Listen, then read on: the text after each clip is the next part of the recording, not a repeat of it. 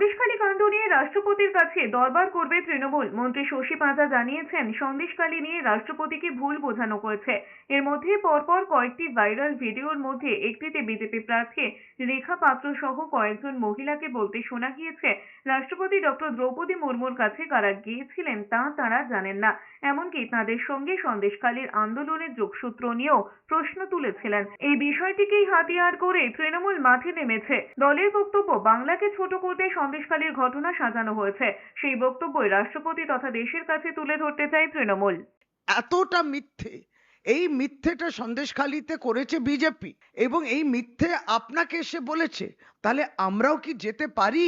এটা আমাদের নেতৃত্ব, সর্বোচ্চ নেতৃত্বকে আমরা জিজ্ঞেস করব যে আমরা তাহলে, মহিলারা বলছেন তারা যেতে চাইছেন, তাদেরকে গিয়ে তারা বলতে চাইছেন যে এগুলো সমস্ত মিথ্যা। রাষ্ট্রপতিকে মিথ্যে বলে আসতে পারেন না, তাহলে তার ক্লারিফিকেশনটা দরকার, এটাও নিয়ে আমাদের ভাবতে হবে।